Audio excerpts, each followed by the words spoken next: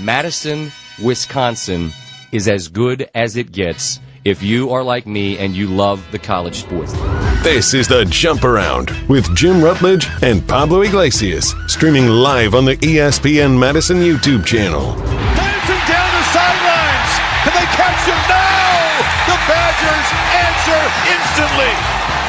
There will be no undefeated champion on Wisconsin with an unbelievable stretch drive to the championship game. Gordon again! Inside the 5, touchdown! What a performance by Melvin Gordon! Chucky Hepburn, Big Ten on the line. Yes!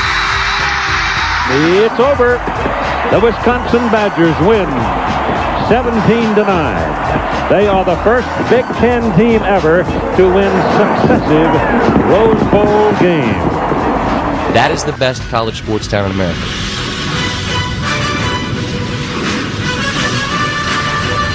Welcome into the Jump Around, a Badger-dedicated show on ESPN Madison and ESPN Milwaukee's YouTube page. I'm Jim Rutledge alongside Pablo Iglesias. Woo! Riley Yelp behind the glass. Almost at primetime Warshine, but he's the producer of my other show, Jim, Matt, and Molly. That one is presented by Coors Light. We have a lot to get into today. Despite the loss, this is where we'll start, Pablo. I'm not too upset about the Badgers losing to Indiana. Because, you know what, it was 7-6 at halftime, and the Badgers, or maybe it was 7-10. Or 10-7. 10-7 Indiana. 10-7 Indiana at halftime, and you know what, it felt like the Badgers had a puncher's chance. They brought all their energy. Obviously, Indiana, elite-level team, came out and just throttled the Badgers, specifically in the third quarter, and just put that thing away, which is fine. The Badgers are not as talented. They didn't look like they quit at any point, and you know what? It's a game I thought the Badgers were going to lose before the season started. It's a game that felt even more locked in on, and I think we have to grade on a curve this year. So, for me, the Indiana game matters in the fact of how do the next two games go for the Badgers. We said this before about when they lost to Alabama. It kind of just seemed like they were deflated for their next game, and then everything went downhill from there. They lost to Maryland and then kept on losing. This case, don't get deflated that you lost to a premier team, a national championship caliber team, and move on and give Brett Bielema and give P.J. Fleck all that they want the next 2 weeks. I loved the idea going back to early in the week that Kurt Cignetti said that no matter what, there's a target on their back for a reason as the second-ranked team in the nation, is that whoever they face from here on out, they're going to get their best shot. And I think Wisconsin, all in all, gave it their best shot. They took a risk putting Carter Smith in, giving him his first career start, but it goes back to even a couple weeks ago when we had Sojourn Shelton on, who recalled when they played Alabama in 2016. That gives you a look at what a national championship caliber team looks like. That is how they treat themselves. They make the big plays when it was necessary. And yes, unfortunately, it ended up burying Wisconsin. But also, that's how you see, when they're facing adversity, this is what they do. This is how they answer. This is how they execute. So yes, all in all, it's you can't really take moral victories too close to the heart and say, yeah, hoorah. But also, you know what? You said it perfectly. Grading on a scale is the best way to look at this team. So again, I think it gives you an idea of what a championship organization and what a team and a program really looks like moving forward. Yeah, for me, I was really encouraged by what I saw in the first half because the Badgers playing at their very best this season with their fourth-string quarterback, a banged-up offensive line, a so-so secondary, can still hang with the number 2 team in the country. So I don't know how fans couldn't be just over the moon at how they played in the first half. However, then the second half showed that they are still a very, very flawed team that is nowhere near Indiana's level right now. So looking at it from two sides, I was not mad. I wasn't mad. I was disappointed that they couldn't finish as strong as they started, but overall I was encouraged with how the game went. Not mad, just disappointed. The ultimate dad line. Yeah, exactly. Jim, how many times you said that real quick? I didn't mean to put you on the spot like that. I just realized that. Well, I was letting the music sounder play there. I haven't said it a ton. I've said I'm not mad a lot, but not the disappointed part. A lot of times it's more of I'm not mad. I just know you can do better, or I'm not mad. Oh, that hurts. Yeah, that's that sort of thing. A lot of it's more of I'm not mad, but you should be the bigger person. A lot of times it's more of right now the kids are still young enough where they're just fighting with each other. So it's more of I'm not mad, but you know that you're 12 and she's 8. So you gotta not act like an 8-year-old, and so that's more of hey, you're not in trouble, just get it together. Is kind of my. I haven't gotten to full disappointed. I'm sure it's coming. I'm sure it's definitely coming.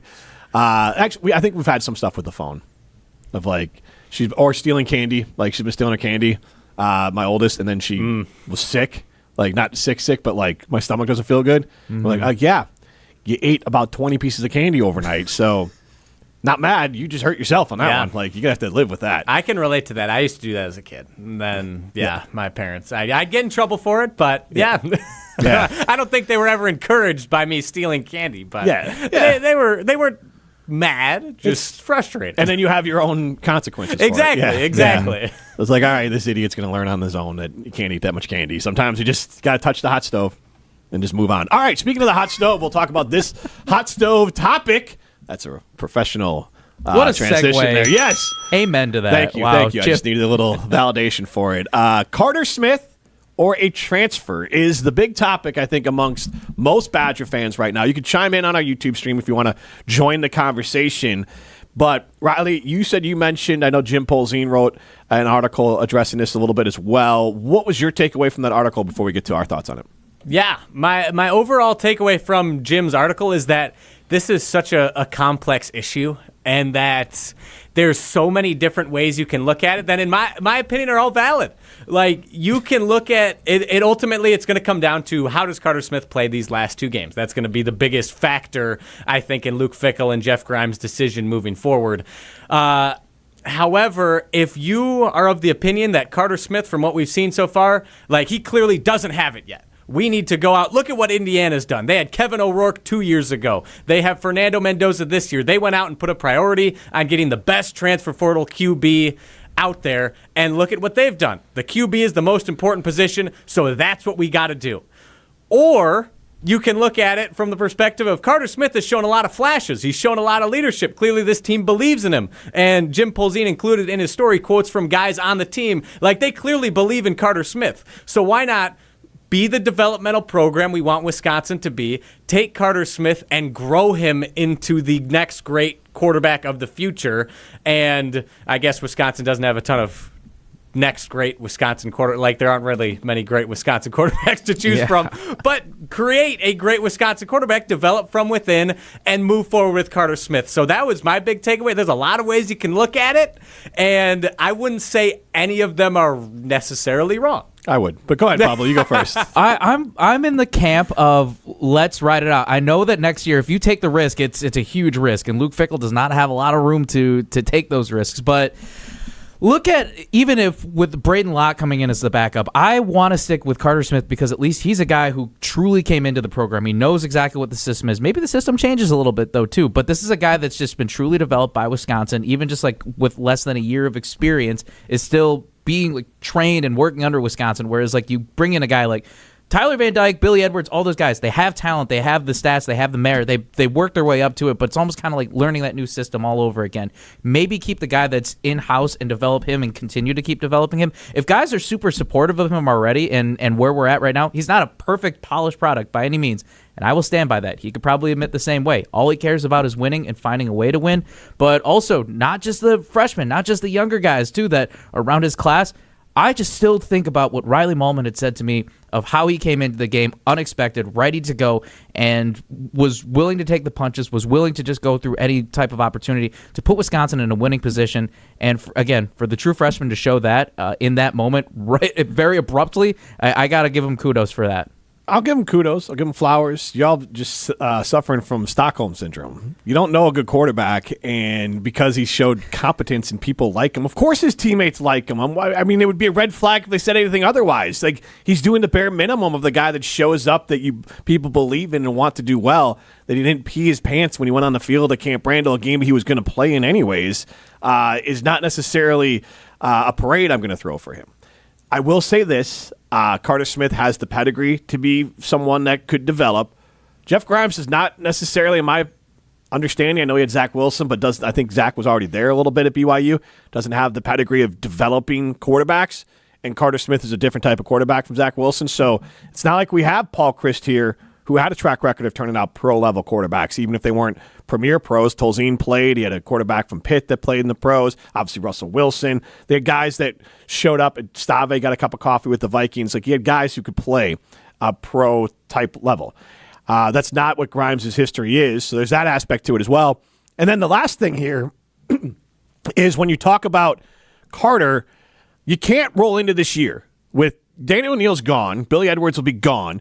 Braden Locke was a disaster as a backup. You cannot roll into next year saying Carter Smith's our guy. Like, if you want to say Carter Smith can compete, fine. But you cannot roll into next year based on what we've seen so far and say Carter Smith is the unquestioned quarterback next year. That is insanity. Now, I'll say this.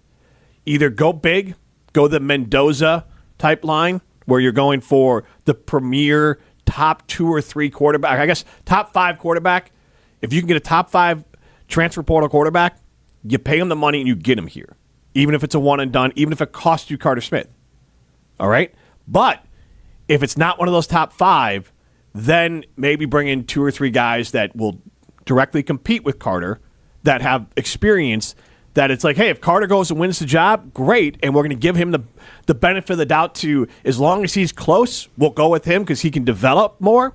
But the guys we bring in are capable of being better quarterbacks than Danny O'Neal has been. Like an example, if Billy Edwards came here again next year, and obviously I'm using his name as a proxy, but that level of a QB against Carter Smith, I think that's a fair and real quarterback battle you can have and feel comfortable that if Carter doesn't look good throughout the year, you have a capable player in Billy Edwards. So I don't want kind of like a mid-tier guy. I want someone who is clearly, and if it's going to be one, I want 2 or 3 to clearly compete with Carter that fits the offense, that obviously is probably a similar player to Carter if you're going to have him compete. So that way you don't change the offense. If Carter doesn't work out, you got another quarterback who can run probably more than they can pass, and you use their legs to make things work. Otherwise, go big. And whatever that big transfer QB is, maybe it's Drew Aller, or maybe he goes pro, but Penn State, obviously new coach, maybe he's out there. I'm not saying he's the end-all be-all, but you go with one of the blue-chip quarterback prospects in the transfer portal, or you just grab a few of them and have them compete. That's kind of where my mind's at. That's where I think the nuance is, though. And I'd rather, I don't want, if you're going to go with a mid-tier quarterback, just stick with Carter Smith at that point. Either go. But you got to give yourself an out here. We don't know enough on Carter. Go with Carter Smith as long as he can. If he's let's say you start the spring and you go, he's the guy. He's going to get the snaps, but we have other people that are going to compete. And if Carter just maintains a growth curve, he keeps the job. If Carter doesn't figure it out, let's just say he plays the same in these next 2 games, and you can't go into next year being like, that guy's definitely going to figure it out in the offseason. Yes. That's where I'm so at. then just make a splash. Well, because, that's the ideal. Yes. Because if not, you have so many other positions you could go after with NIL money, especially if they're going to do what they said and invest more into the roster and roster building. Either go big, get the best quarterback on the market, or stick with Carter Smith and get elite talent around him on the offensive side of the ball. If Atuka, we'll see how he is. He seems to be healthy. Get a running back, get some wide receivers for Carter Smith, get an offensive line, get some members of the secondary. I feel like our front seven's probably fine, but you'll need to replace JVR Suggs. I just think there's so many other areas of need on this roster that if you're not getting the best possible quarterback where it's a slam dunk guaranteed he will elevate this team, invest in something else. I give you that, but there's no position more important. You cannot lead because currently, even if it's just Carter Smith, you can't lead the cupboard bare. And so, and James chimes in on the ESPN Madison YouTube stream, develop Carter, but still look towards the transfer portal. We're kind of saying the same thing, Riley. I just want, you got to add some people who have maybe played games before and say, hey, they fit the same skill set as Carter. Carter's going to get the benefit of the doubt that unless the player X that comes in just blows everyone out of the water, which is a great case scenario for everyone, Carter's going to have the job. But if Carter hits the season and just never gets better, you have someone else, you have other options. We can't have another Hunter Simmons is going to play. Or Danny O'Neal's going to play. So a tick up from them. That's why I said Billy Edwards, that it's Billy Edwards type player. But, and I know you got to, but this is truly spending, this is where we get back to, if the Badgers are serious about winning, you pay Billy Edwards his $500,000 or $750,000, and you say you're competing for the job with Carter Smith, and then you go out and get another guy similar to that level. So then you go, I got 3 quarterbacks, they're all different levels of experience, And we all hope that Carter wins the job, and we're going to try to stack the deck so Carter wins the job. But we got to cover our asses here because you can't roll out with Carter Smith and then players who are clearly worse than him. But I agree, developing him is key. But otherwise, I think the way the Badgers need to do it is, I think we've seen it, the biggest key to success is don't cheap the quarterback. And I think the Badgers haven't thought they've cheaped the quarterback, but clearly they have. Like, go find the money and pay a elite quarterback the money and see what happens. And stay healthy. And stay healthy is a big part of it. But, I mean, let's be honest. Billy's the quarterback for this team. Maybe they make the bowl. Maybe it's not as bad. And, again, Tanner or Mordecai or Van Dyke, again, I would say, just to be fair, like a win from each. I would assume that if they played all the games, you give the Badgers an extra win. See, those guys, all three of those guys were good, but they were still trying to prove an extra level, a next step. I think that's what I feel like has been the consistent thing, that Luke Fickell brought in talented transfer quarterbacks who have shown some type of progression. But again, Tanner Mordecai did not get. Mordecai was good, but part of the reason why he wanted to stay too was because he was told by NFL scouts that he was good, but not exactly at the level that he wanted to be. So I think year after year, the transfer quarterbacks that came in at Wisconsin were always trying to prove that next thing, and unfortunately, it was more of the snake bit and bad luck where injuries had hit them. Very talented, but again, I think now where if you want to flip flop again, spend the money for Francisco Mendoza. If he's already been proven. He has shown that, and you even look at Michael Penix when he went to Washington. He was a proven quarterback in Indiana going over to there, and they ended up contending for a national championship. Those quarterbacks have already been have proven themselves and shown that they could play at the elite level, and now it's like other schools are showing them the bag, putting that money out there. It's like, hey, come play for us, and we will provide you the level that you want to play at and take you to the championship level because we know the pedigree that you already have and what you've brought. I don't want to say it's a hot take, but if the Badgers could get a Tanner Mordecai type player. Tanner Mordecai worked out. He was just hurt. Yeah. And it's more the level jump because he was at SMU. But SMU, he completed 68% of his passes in 2021 for 3,600 yards and 39 touchdowns. The following year, 65% of his passes, 3,500 yards, 33 touchdowns. At Wisconsin in 10 games, but he didn't finish all those games, different type of offense, 2,000 yards, 65% completion percentage, 9 TDs. The TDs would not have matched his normal pace, but the yards would have been over 3,000 if he played the other 2 games for the Badgers, I think, especially if he finishes a different game. I feel like he's probably closer to that 3,000. And the Badgers didn't have the right offensive system overall, but a Tanner Mordecai type player coming in. If you're telling me the Badgers bringing a guy who's averaging 30 touchdowns and 3,000 yards passing and over 65% completion percentage in college football, I'll take that. I will absolutely take that. The guy can still compete with Carter, but to me, that's still a blue chip caliber player. Like Tanner Mordecai that's the one where you say injuries took away a win or two from the Badgers. Van Dyke, he had a nice freshman year that was very much up in the air. We don't know what he would have been. And same thing with Billy Edwards. But Mordecai truly was kind of that big swing that just, to one of you said, don't get injured. That was the one where, he doesn't get injured. I think he gets rolling. I think everything just looks better. We saw how he looked in that bowl game. The Reliaq, he looked really good. He was a man on a mission. You could argue he outdueled Garrett Nussmeier. And then our defense kind of failed him. At the end, they couldn't finish off that comeback attempt. But he's also still on the 49ers roster, I think. Is he? I'm pretty sure he's still the third stringer there. So clearly, he had talent. Yeah, he's a little bit small. I think that worked against him too. But so I just think that Mordecai was closer to what we want as a quarterback as far as the talent level. Well, it's been a new tradition here on the Jump Around, and we like to kind of bring up a clip every single week here. So, Riley, I'll let you kind of introduce this clip here before we get to clip of the week, and we'll react to it. Around these parts, there's only time for the best of the Badgers. We don't know exactly where we are right now. Why don't you own the Wisconsin football team? We need to play better significantly. They're spoiled rotten. This is the clip of the week on the Jump Around. Yeah, go someplace else. Go boo in a bar. Man, I made the open. I keep forgetting I have the boo in the bar right after my Australian big voice guy. So good. I love it. Thank you. It is clip of the week, and this was from the Barry Alvarez show yesterday. Barry, not a fan of the line of questioning from one Jesse Nelson. Take a listen to what the coach had to say about some comparisons out there. Guys, you think that Coach Fickell can get Wisconsin to where Illinois is now with Coach Bielema and surpass it? Absolutely where Illinois is, for sure. I mean, if he could get there, he could get to the next level too. But, to get there is going to take some work, and we got to recruit the state, and we got to keep those guys in the state, as Coach said. And then we got to, pull the right pieces together. I would hope that our expectation would be, no, Illinois has not done what Wisconsin's done. Like, what in the hell? Like, no. That's almost back to where we were. Question. That's actually an embarrassing question. I don't like it, Jesse. Yeah, but did he say what Wisconsin? You, Jesse. Notice till I waited until he was across the country to ask him this question. Yeah. You asked if we could get to where they are. Can we get to where Illinois is? Because right now they are ahead of us. Do we not agree they're ahead of us right now? Right now, yes. But they have done nothing. Nothing. And plus, we could beat them. Potentially. I mean, I'm telling you, if we play like we did against Indiana, I think we could beat them. I do too. Wow. Fired up Barry Alvarez. He's going to slap Jesse. I love it. All the way from Florida. I love it. Or parts unknown. What did Five Fingers say to the face? Slap! Jesse Nelson. Bang!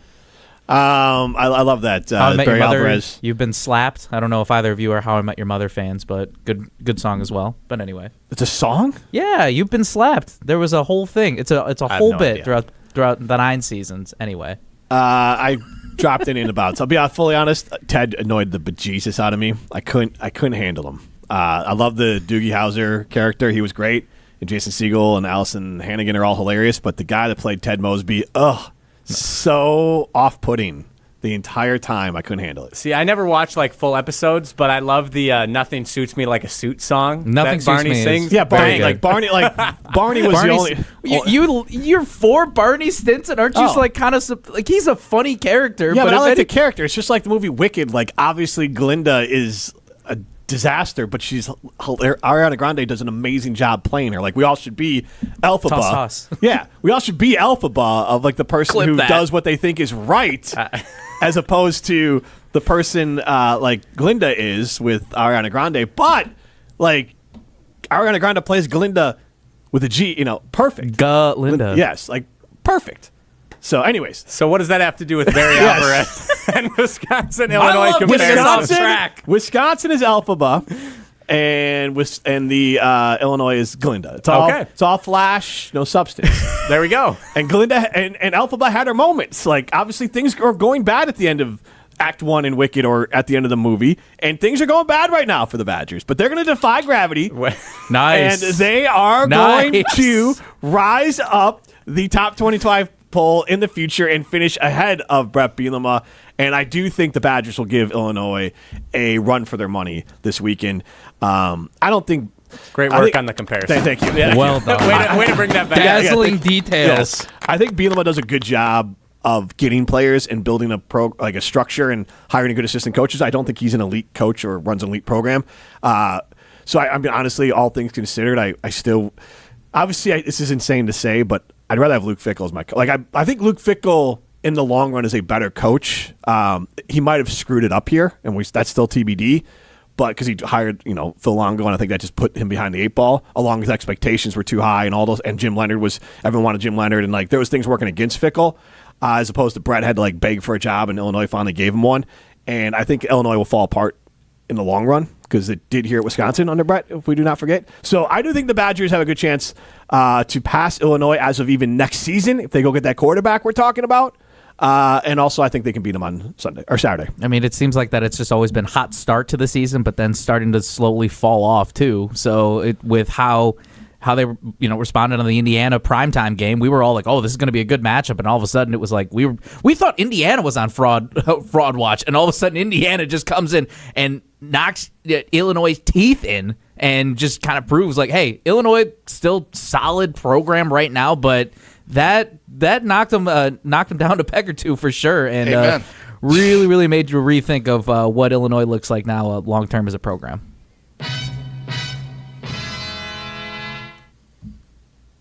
All right, let's get to the Twitter portal. It's time. Jump on in. Twitter portal. Sir Mix-a-Lot. It is time to enter the... Nice. There are a lot of references today. We've been... Riley, jump on it. Jump on it. we've been all over the pop culture today. So, we're not really going to keep that rolling with the Twitter portal, but we do have some good tweets for you today, starting with this one. Took a different approach this week. We have Brandon Vault responding to my favorite burner, Dr. Marte. He could still come back after a year at Buffalo. What does this mean, pray tell? Daniel Freetag was a former Badgers basketball player who transferred to Buffalo and has been having a lot of success with the Bulls right now. So how do you guys feel? And then someone, Brandon Vault, brings up the point like, hey, maybe he balls out of Buffalo, then he comes back to Wisconsin. Like he develops elsewhere and comes back. How do you guys feel about that happening? The player leaving because he doesn't have playing time. He's not good enough yet to be a Badger. Leaving, developing elsewhere, and then coming back in the future. I think it's fully dependent on how Greg Gard and the team handled everything throughout the year and in the process afterwards. And Daniel, is it Freitag? Freetag. Yeah. Daniel Freetag's personality, which I don't know. Like, some people might just want to have the chip on the shoulder, even if Wisconsin didn't do anything wrong. They're just going to use that chip and kind of never look back, which I'm not going to fault him for. I feel very confident, and I have no inside information on this, but just knowing Greg Gard and his staff, I'm sure they handled everything with class and did the absolute best they could by Daniel. So I think that it's on Wisconsin's end. I think that they've left it available to be open, and I think that they've made it known to Daniel that, hey, we want, like, you're not blocked. We didn't not like you. So it's really just a matter of what he wants to be as a basketball, and I'm not saying it's bad or good if he doesn't come back, but yeah, could he play his way up? Yeah, he's incredibly talented. I'd love to see a local kid come back to Wisconsin and ball out at Wisconsin. And I think this is new college basketball. And realistically, I think a lot of times someone like him is just going to go to a Buffalo or maybe a little bit of higher level school, maybe even like a UW Milwaukee for a year or two, or Green Bay, and then come back and play or then move up to the Badgers instead of coming back to the Badgers. Why not? I mean, again, it all goes back to how did he exit? How was the conversation? And again, even with exits, I know that Chucky Hepburn, when he went to Louisville, and obviously different situation, but more so, again, it's like mutual respect. Everybody understood why. So, like to your point, Jim, it just feels like that Greg Gard and his staff very much know how to understand, like, basically how the moving parts work right now as everybody's trying to figure that out, and how the roster works. If it didn't work in this moment, it didn't work in this moment, but also that doesn't mean that it is a forever thing. The door could still be open. The bridge might not be burned as many people could think, like if somebody who's a big recruit and decides to move on. I love seeing him ball out. I think he's a great guy. I love how he fit. I just wish it would have worked out last year, but I could also understand, hey, maybe you need some more development time. Maybe you need a different place, and if the opportunity's there and he does come back, why not? All right, some food for thought. Last one before we get to Evan. We have H-Town Badgers 220 saying it's about damn time. And that is in response to a tweet from Evan Flood referencing that Luke Fickell made the statement at his press conference that Gavin Lom could be competing for the kicker position with Nathaniel Vakos this week. Vakos is, I believe, 5 of 9 on field goals this year. So who would you rather see kick field goals against Illinois, Nathaniel Vakos or Gavin Lom? Lom. I've seen enough of Vakos. At this point, if Vakos comes in, I assume it's missed. And yeah. I mean that with all due respect to the kid, but I was listening on the radio. I was putting away my camper on Saturday. I didn't think I had to be locked in front of the TV. I said, if the Badgers pull off a miracle, I'll just watch it back. So I listened to the broadcast with obviously LePay and Tauscher on the way down to Orangeville, Illinois. And so they kept me entertained. I'm from Illinois, and I have no idea where Orangeville is. Anyway. It's like 20 minutes south of Judah, Wisconsin. It's just over the border. Do you know where Judah, Wisconsin is? Yeah. I used to play Judah, Illinois. Basketball against Broadhead, Judah. Back in middle school. Cardinals. There you go. Yes. So anyways, now you know where Orangeville is. But I was taking my camper down there and listening to the broadcast. And it was actually one of those broadcasts I said, like, when I got out, it was halftime. And I was like, all right, this is nice. And I got back in the truck. I'm like, what the hell happened? But there was kick attempts from Vakos in the game. And LePay didn't say it, but you could hear it in his voice, like, this ain't happening. And so I got no confidence in Vakos going forward. So Matt Hamilton, we have it on our ESPN Madison social media, kicked a 36-yarder. That was crazy. If I up in Green Bay at their fan experience, if I if I had a choice right now, I'd rather have Matt kick a ball than Vakos. Matt's an Olympian. He's played under pressure. He might have a better chance of making a 30-yarder than Vakos. So I might go with Matt Hamilton. He almost made a 45-yarder, too. Matt's not busy now, so maybe you can pick up another career. I'll keep it short because we got Evco coming up next. If you have 2 punters, why not go with 2 kickers? Just experiment with that. See what the heck happens. Yeah, I'd like to see Lam give it a shot. That's it for the Badgers Twitter portal. All right, that was the Badgers Twitter portal. Now we got Evan Cohen coming up in a second here. But Steinhaffel's Black Friday mattress sale is happening right now. Steinhaffel's is Wisconsin's mattress leader. My mattress is from Steinhaffel's. And right now... Comfy? Ungodly comfortable. Ooh. It's hard to get out of bed every day, and I don't mean that in a sad way. It's just so comfortable. It's hard to get out of bed. I got the king bed, too, with the... Got to get the space. Yeah. And then when there's a thunderstorm, the whole family can just pile in and you still can have a good night's sleep in that king bed. I got that at Steinhaffel's. In fact, my whole bedroom set is from Steinhaffel's as well. You'll find incredible Black Friday deals on all the best brands, plus 60 months, 0% financing at Steinhaffel's. And you also can save up to $500 on Tempur-Pedic sets, $900 on Beauty Rest, and even $900 on certified organic avocado sets. That's fascinating to me. Interesting. I got to go try what it feels like to lay an avocado. Available exclusively at Steinhaffel's. If you've been waiting for the perfect time to upgrade your sleep, this is it. Shop in-store or online at steinhaffels.com. Evan Cohen coming up after this. Steinhaffel's Black Friday sale is here. Get a start on the savings with hundreds of items 10% off or more store-wide. Plus, amazing doorbusters like any size Sealy, $99. A queen bed, $399. A dining table, $494. This sofa, $799. Plus, buy a premium mattress and get free premier delivery on everything. Don't wait for Black Friday. Save today. Only at Steinhaffel's and steinhaffels.com. We are headed to the matchup that everyone's been talking about. Wisconsin, Illinois. Smalls and I will be there. We're doing the show on Friday from ESPN Madison. We'll be at the game on Saturday. Smalls and I, ESPN Madison, will be there for both of our schools going head-to-head. And that was Evan Cohen on Unsportsmanlike. You can hear that weekday mornings here on ESPN Madison. Evan, a noted Wisconsin alum, a Badger supporter, and like all of us, has been suffering through this season with the ups and downs. So, Evan, first, thanks for taking the time to join us. And tell us again, you're coming here with Wisconsin College Game. Like, what's going on? Not Wisconsin College Game Day. You're coming here with College Game Day. Tell us what you're coming to. Yeah, Pablo, I'll be on Wisconsin College Game Day, I believe, on Saturday. So Did you clear that with Jesse and Ashton? Yeah, the host, and you clear that with everyone.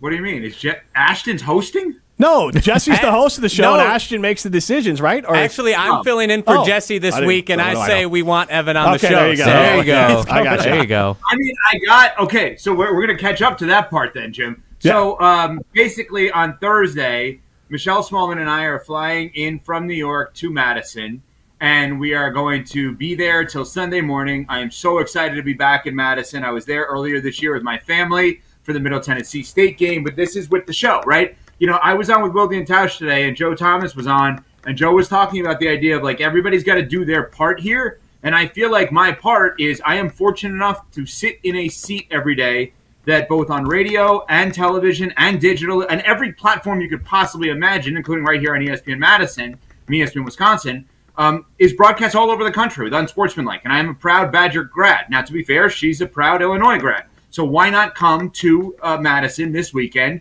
And while, as you guys know, it is not exactly, Georgia, Alabama with Saban and Kirby Smart back in the day, what it is me trying to do my part. Right? Like, I still believe in the program. I still love Madison. Thursday, come in there. I think we're having dinner somewhere that Tausch arranged and then backed out of, which is interesting. And then Friday, the show from where you guys are sitting right now at ESPN Madison. Pablo, by the way, I volunteered you to follow us around all weekend, just so you're aware. Great. Sounds good. TMC for the weekend. And then all day, I mean, we have an amazing, amazing day set up. If you think about what's happening. So Smallman and I are there. We're doing the show from ESPN Madison. We're hanging out with everybody at ESPN Madison. Then we have a tour of Camp Randall later in the day while the high school championships are going on, which I know ESPN Madison is carrying all throughout our digital properties. And then we also are speaking to the amazing students at the University of Wisconsin-Madison at the student radio station WSUM, which is where I worked.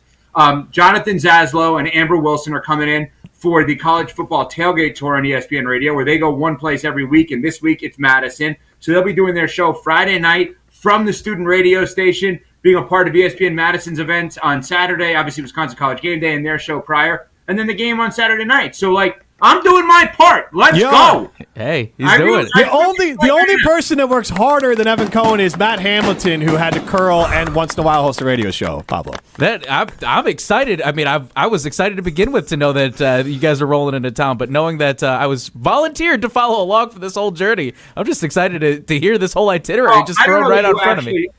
Yeah, I don't know that you actually are, because then I was told somebody is from the ESPN Radio Network team is actually going to be there. Because they were saying, hey, we're going to do this, that. And I'm like, just have Pablo come with us. Yeah. And then rightfully so, someone said, well, he has a job doing a million other things. And I said, oh, yeah, that probably makes sense. Anyway, but yeah, well, I mean, so I'll tell you this. I'm excited to be there, and I'm hyping this program up as best as I can. Obviously, excited to be around when you guys do the show on Friday. Is there something, Wisconsin that I could bring in for you and Smalls Friday morning when I step into the studio? I know Ashton and Ben Wittes, our market manager and our content manager, will be here in the morning. But I want to come by, get to see this, and get to help out where I can. But what could I bring in for you and Smalls that's Wisconsin related? What could I bring in on Friday? I mean, okay, so this is interesting. So Ben asked that question to Michelle and I yesterday, and Ben's offer, and I love Ben, was a New York-style bagel place. And I said, that's not exactly what you'd be looking for if you're coming in from New York to Wisconsin to obviously do the show from there. I'm like, we live in New York. She lives, I don't want to get where she lives, but she has the opportunity to get New York bagels on a pretty regular basis. Right? Yeah. And so I said, what about the cheesy bread that is near the Capitol on the farmer's market? You know what I'm saying? They have a brand new store. There's a new store on Regent Street. Very close to our tailgate location now. But I hear you. I hear you, sir. Well, so I don't know what the answer is for a breakfast scenario. Dare I say maybe that's a good topic for the Jump Around / Jim, Matt, and Molly as to what should be brought in for Smalls? We can throw that out there. Mickey's, I don't know if they're open, but that's a good one. Mickey's may or may not, but I think it's Stella's is the Stella's the other one. Yep. Is the bread. Yeah, and to give you guys a heads up, I will not eat much because I'm trying not to eat as much. So, but she will, because she just ran 26.2 miles. Yeah. She will be fine stuffing her face with food, Wisconsin delicacies on Friday morning. Ooh. Maybe a Wisconsin or a Madison, Wisconsin, like charcuterie board type of thing. Maybe we could try to come up with that type of concoction. Well, we'll figure something out. We can get fully into. So the idea that Ben had is twofold, and I know exactly how it works. One, it used to be near our old office downtown on the square because I know the exact place. And Mr. Jason Wilde loves that spot and usually requests it when he's coming in if we offer it. But he also requests, another one could be, there's a donut place. We don't have to give out free advertising to everyone. There's a donut place that is known well in Madison that I think was here even when Evan was here, so we could bring that one in. It's donuts. It's not unique to Wisconsin, but this donut place is elite and well known in the Madison area. Sour cream donut. So there you go. All right, so Evan, this game has juice here in Wisconsin because Brett Bielema's the coach. And Pablo, share a little bit about how you accidentally maybe upset Luke Fickell with your question on Monday. Yeah, so long story short, was cut off and wasn't even able to ask the full question. Wanted to set up because obviously the last time Wisconsin and Illinois faced off, there were some harder feelings. Luke Fickell pulling out the trick play against Brett Bielema. I thought it was fantastic pulling off the O-lineman for a touchdown, but tried to set it up saying, hey, Coach, you and Brett bring same type of energy, same type of intensity to the sideline, and I wanted to ask how excited he was for the matchup.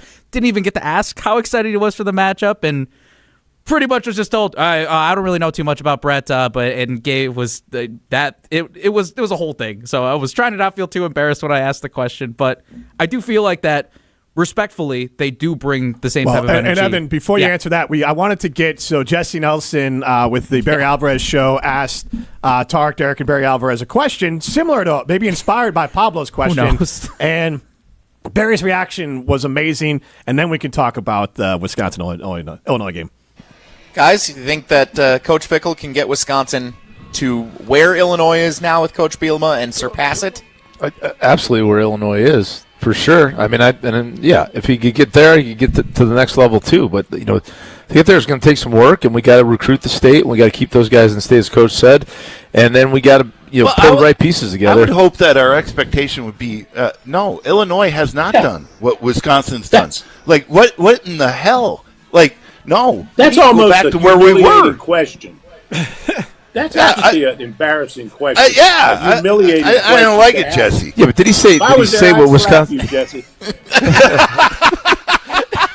Notice I waited until he was across the country to ask him this question. Yeah. You asked if we could get to where they are. Can we get to where Illinois is? Because right now they are ahead of us. Do we not agree they're ahead of us right now? Right now, yes. But they have done nothing. Nothing. And plus, we could beat them. Potentially. I mean, I'm telling you, if we played like we did against Indiana, I think we could beat them. I do too. So, it is where the state – it's a good look at where the state of the program is and where Barry and Tarek and Derek know where it should be. Can I just say that all four parties involved in the Barry Alvarez show were right, and none of them agreed with each other? Seriously. Yeah. So, if Pablo, if your question sparked that, then that's great. So, Jim, to answer your question – first of all, Pablo, that question seems fair. Yeah. Jim, your question about the four answers. Let's go through this. Is it a fair question by Jesse to ask if Wisconsin can get the first? He didn't say, can Wisconsin be a national champion? Can they win the Big Ten? Can they go to the college football playoff? The first step is getting to where a team like Illinois is right now. I deem that to be a fair question. Derek sitting there and saying, well, wait a minute. Illinois has done nothing historically. How are we going to use them as the comparison? That's fair, too, because historically, and you're talking to a Rose Bowl champion as well as an NFL player in Derek Angler and a very successful businessman and host in Madison. So Derek has every right to answer it that way. Coach Alvarez has every right to be insulted by the idea that the man who took a walk with him in the morning and took the Arkansas job in the afternoon would be setting a standard that his program that he created does not reach. Okay, that's right, too. And Tarek is right to clarify the question in saying, well, wait a minute. Right now, we need to get to Illinois before we get back to where the three of us, meaning Tarek, Derek, and Barry, got us 2 years ago. I think every part of that is actually a great illustration, guys, of where we're at right now. No, in the moment today, the current football team, 2025, Wisconsin is not as good as Illinois. The program is better than Illinois. Two different questions, two different answers on that one. Ooh, yeah. I'm okay. So, sorry. Evan, earlier today we asked the question, and I know you don't follow the team. I mean, you follow the team, but to know who Carter Smith is might be a little bit beyond your quarterback. Yeah. He's the fourth-string quarterback, but he was a four-star guy. He appeared against the Washington, and then obviously Indiana threw for less than 100 yards. He's a developmental player. The point that you're making is true, though, Jim. I do not know the team like the two of you. Not even close. Right. Okay. And our fans here, this is a Badger-dedicated show on ESPN Madison ESPN Milwaukee's YouTube channel. So with that, there's been a big debate amongst fans, and this is more the era that you're from, that I'm from, is Carter Smith's the guy we develop him. We try to get him better each year, and then next year he'll be a little bit better, and then the following year he'll be a little bit better, and then he'll turn into a 4-year starter at Wisconsin, and just a classic Scott Tolzien, Brooks Bollinger type story, and he plays a lot like Brooks, I think. But the thing is, and people love him, they think he's a great leader. In today's college football, my stance is the Badgers better be, if Luke Fickell wants to keep his job, they got to be looking for that blue chip quarterback and spend any NIL money they have on getting the premier quarterback. And you have to punt on trying to develop Carter Smith to be a starter next year because you're trying to compete to keep jobs and trying to compete for bowl games. Trusting a sophomore to do that and putting all your eggs in that basket seems super dangerous. As you watch college football, and obviously you've been here at Wisconsin, I think the smart thing to do is to go with the big-time transfer, but just in general, what are your thoughts on the philosophy of it? So he's a freshman or a sophomore? Because I think I said freshman. True freshman. Yeah, true freshman, okay. Yeah. No, I've said next year he'd be a sophomore. Oh, I'm sorry. Okay, so this is where, Jim, I tend to disagree. So here's what I'm thinking. So I was on with Wildy and Tausch and Joe Thomas today for a while, and I do want us to get into, if we could, just one thing that Joe said, which I want to bring up with you guys to get your take on. But one of my thoughts that I brought up to Joe and Tausch specifically, and Jason obviously, is maybe we're kind of doing it backwards if we're going for the quarterback. and I know that's wild because I am so quarterback centric. Mm-hmm. Maybe all of the money should be spent on linemen to protect the quarterback. And maybe, because like the transfer quarterback, I thought, and you know, Jim, I said this on your show, I thought Tyler Van Dyke was going to be a home run for them. Mm-hmm. Home run. I thought it was a no-brainer. He gets hurt in the Alabama game, which, I don't know, maybe I'm just bad luck because I was at that one too. And then obviously now he's a backup at SMU, which is wild to me. But I think that what if we look at it differently? What if Carter Smith, as a true freshman, is good? And we don't look for the great quarterback. Instead, we look for great offensive linemen to make him into a very good quarterback by sophomore year. Then great-ish quarterback by junior year. And then the Tolzien, Bollinger types that you mentioned, where he could make it to the pros one day, maybe not as a full-time starter. He's not going to be Russell Wilson. But you get the point. Like, I kind of look at it as maybe all of our money should go to where we know we're good at, which is the offensive line.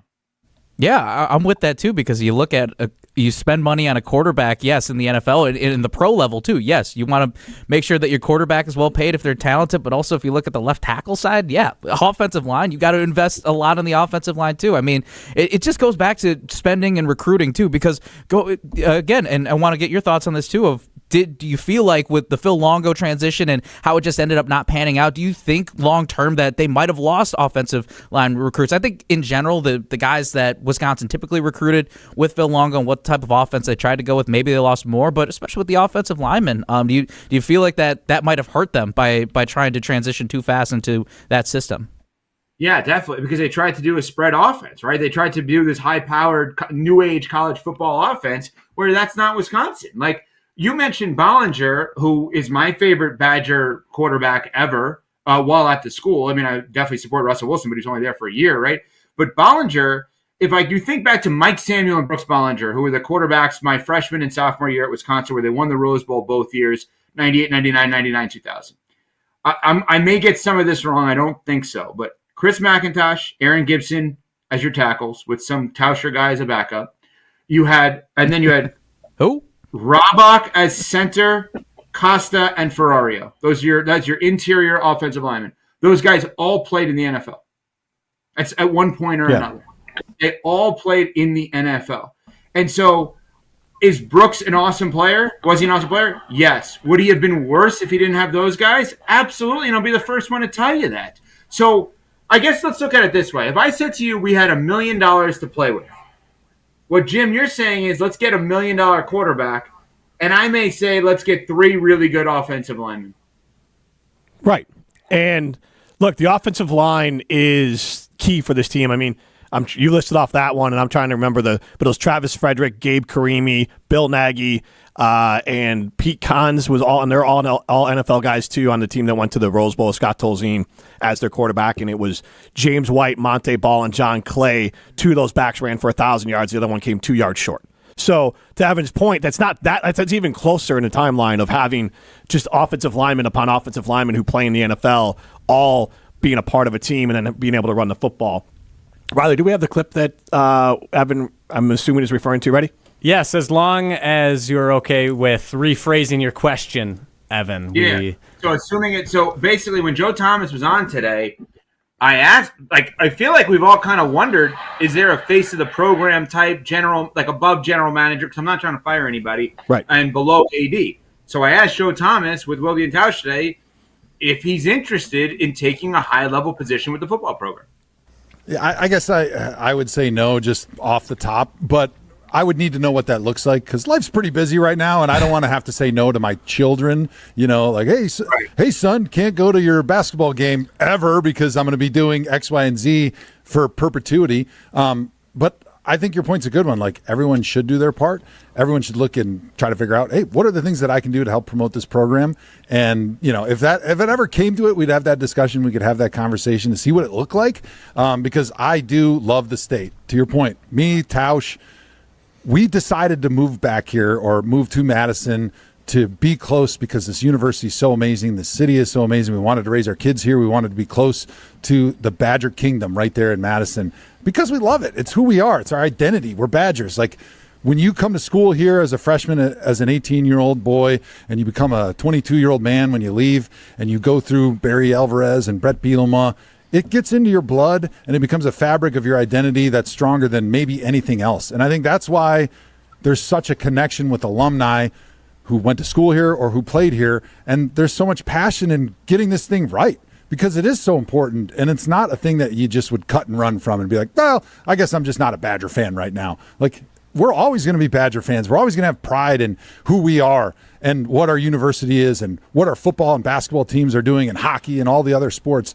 Like, that's why we want it to be good. That's why it's so important to us. And so I think we're willing to do those things. And I think that's why it's like, hey, what can we do tangibly besides having the NCAA change the rule book and having some type of salary cap that can make a difference, that can get us back to our rightful place as one of the powerhouses in college football? That's a great answer by Joe. It gave an answer of someone who could definitely handle that position. Also, Evan, what happened to the jersey? If you're watching on, obviously you're watching this on ESPN Madison, ESPN Milwaukee YouTube streaming. Yeah, who was it? Like, is it digital? Yeah, please put it back on. But sorry. Okay, yeah, who was it? You go put it back on. So while I'm going to get it here, can we discuss how I had to ask that question because Tausch was too afraid to?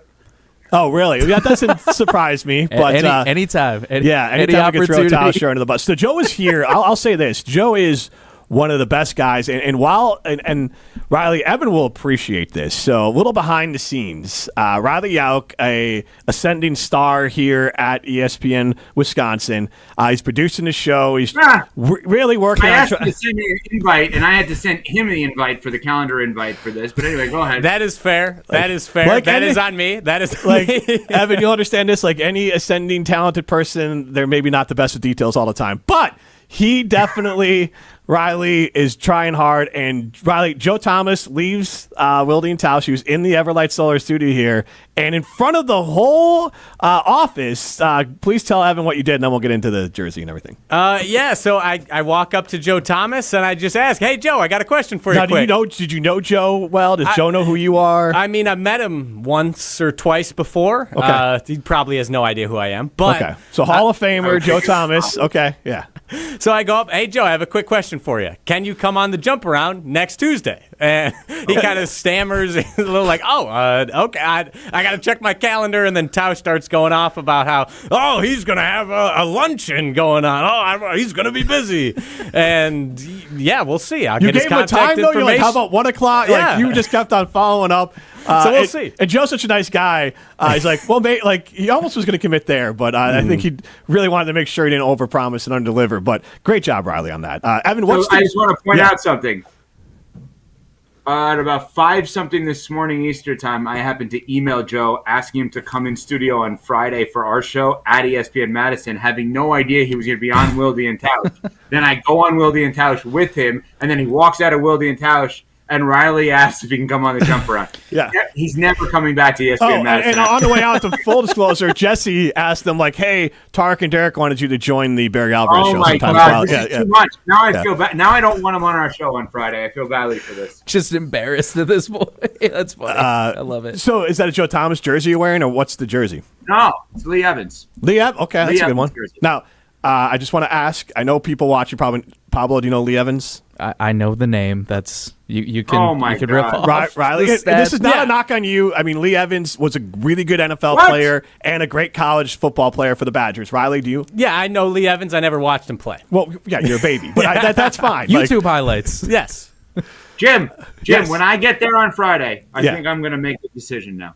I think I am going to take the entire ESPN Madison content team, and I'm going to do Badger trivia with them because this is a disgrace. This is a disgrace that these young men and women don't know who some of these great Badgers are, and they work at ESPN Madison. What kind of operation is Ben Wittes and Ashton Rotten running there? I'd like to know. This is a disgraceful performance. See, I just took it personal that I'm just old because we had Jordan Taylor on from Badger Basketball, and they're like, yeah, I don't know who he is. I'm like, I covered him. How young are you guys that you guys were like, I want – who's in there? I want Pablo. I want Riley. Yep. I want Sparks, and I want Primetime. In a room, I will ask them question after question about the Badgers historically. Well, you don't think Matt Hamilton would show up? No, I don't. Molly Brown, she's host there. Yeah. Molly, no, but Molly knows. Yeah, Molly I know Molly knows. Well, Evans. you wanted someone to answer questions for you. Like, you can actually get some of the answers you're looking for then. No, I know the answer. I would ask the questions. Well, I know that, but I mean, like, we could have a good showing if Molly's a part of it. This is just. Yeah. This is just wild because we had our brainstorm of the social media meeting. Evan was going to reach out to you. Hey, here's some ideas that we have. Now you're just pitching the ideas to me. It's just like, hey, here's what we're going to do. I mean, how do you not know Lee Evans? Go study. Go study. I got to hit the books. I got to be ready. I got to be ready to go. In all seriousness, do we have a chance to win this weekend? Yes. Yes. Tarek said it on the clip that we played. And I've been saying it since the Washington game. If they play how they played against Washington or even how they played against Indiana, Indiana's just more talented. The thing that Luke Fickell has going for him is that these guys believe, and Evan, I know you're a big Brooks Bollinger guy, and it has a lot to do with who he was off the field. Early returns on Carter Smith is he's a guy that this team rallies behind. That they love the way he plays. He's calm. He's collected. He's an instant leader. He's a guy that this team can rally behind. So if they play the old school, which they did against Washington and they tried to do against Indiana, bleed it out, ground and pound football using Carter as a rusher. Their defense, the Badgers' defense, is really good. And I've said this before, Brett Bielema is always ripe to be upset because I don't think he's a great X's and O's coach. I think he's a great recruiter who hires smart coaches, but he's definitely a coach that can be got. Especially, I think he gets extra emotional when he has a chance to beat the Badgers. Evan, there are 3 reasons why I feel like that Wisconsin has more than just a puncher's chance in this one. Again, momentum is very much on their side in terms of how they're playing. Again, it's basically jumping off of hope with Carter Smith and how the young guys are balling out a lot more. Secondly, one more senior night. It's going to be the last game for a lot of these guys at Camp Randall. You are going in. It's a primetime game. It's extra juice. And the last thing that I think about, the last time Brett Bielema was in this building at Camp Randall was the Paul Chryst firing. I was at that game as a fan. That sucked the life out of that stadium. And I know that this is a new roster. No. Yeah. I want to get to. I love what you're saying there, but Evan's got to get going. Did you just try to give Evan flowers in your big speech right there, where you're like, and Evan Cohen will be there, so the team will be hyped up? I like that. There are 4 reasons why Wisconsin will win. Must be motivating. Slid that in there, like, and Evan Cohen's there. Yeah, I should have. I should have worked on that one. Yeah, but last thing is, again, Brett Bielema. Last time he was at Wisconsin, that he just went in and just ran all over Wisconsin and essentially led to the Paul Chryst firing that next day, which was a very weird day. It was a very weird game. So I feel like that there's some juice in there. Again, even though that most of this team wasn't a part of that specific game, there's still some bad blood maybe from how that last game went when Illinois was here. Well, let's hope this weekend is what you said, Pablo, and that they win this weekend and all of a sudden Carter Smith can be the guy, and we feel like we have something building here, and that the Badger program is rewarded for going against the grain, which is not pulling the trigger early on some of these moves with Coach Fickell, because everybody's saying, 2-3 years, done, whatever. No, maybe sustainability and commitment to the long term, we're the school that it pays off for. So I will see you guys on Thursday and Friday and Saturday. Yeah, thank you for your time. We'll see you later this week. That was Evan Cohen. For Pablo Iglesias, I'm Jim Rutledge and Riley Yauk. This has been The Jump Around.